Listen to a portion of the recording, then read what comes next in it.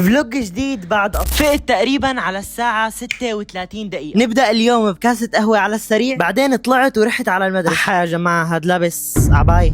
المهم خلينا هلا نخلص الحصة الأولى. الحصة الثانية الصراحة كنت كتير مالل، فما كان قدامي غير نفوت على الحصة الثالثة. وأخيرا أحد ليش لابس يا زلمة انت ليش لابس؟ المهم رحت لأسأله ليش لابس، وهاد كان الرد. Bro, it's Halloween bro. It's Halloween. اوكي. ليكو يا جماعة حتى الآن لابس ستايل ساحرة، ولقيت هذا الشخص فقلت لصور لكم اياه. المهم بعد ما طلعت على البريك لقيت هي السيارة، فرحت لشوف شو عم تساوي وشو بتبي. اشتريتها هي ب$4. هن بيبيعوك تلج مبروش وانت بتحط عليه طعم من هون. المهم هلا خلينا نحط عليها طعم ونقيمها. هاد كان شكلها والصراحة بقيمها 4 من 10 لانه هي عبارة عن مي وسكر. عليكم يا جماعة هذا شو لابس؟ ليكو هون التقاء الجباب. يا سلام، هون عنا الاستاذ يا جماعة لابس ستايل الطاعون. المهم يا جماعة اشيلكم من المدرسة هلا وخلينا نروح على البيت. وصلت بعد طريق ربع ساعة واكلت على السريع. هلا خلينا نجهز حالنا مشان نلعب شوية ضغط، وطبعا هاد لازم يكون شكلك باخر. المهم لعبت رياضة تقريبا لمدة شي نص ساعة. خلينا ناخذ دوش على السريع، وهلا طبعا بدي تقييمكم للاوتفيت. الدنيا قربت تصير مغرب يا جماعة، هيك بنكون تقريبا خلصنا. بس خلينا نختم اليوم بشكل. اول شي خلينا نجيب الخلاط، ننزل بموزة مع بيضة، نص كاسة شوفان، وربع معلقة بيكنج باودر، ننزل ببخة زيت على المقلاية وندهنهم منيح، بعدين ننزل بالخليط. وهيك بيكون صار معنا احلى بانكيكس. بسم الله خلينا نشوف نتيجة هالخبيصة. كله تمام. عملت منها 3 وبعدين جربتها وبقيمة الصراحة 9 من 10 لانه كثير طيبة. وبس هيك بنكون خلصنا. لا تنسوا تعملوا لي فولو. يلا سلام.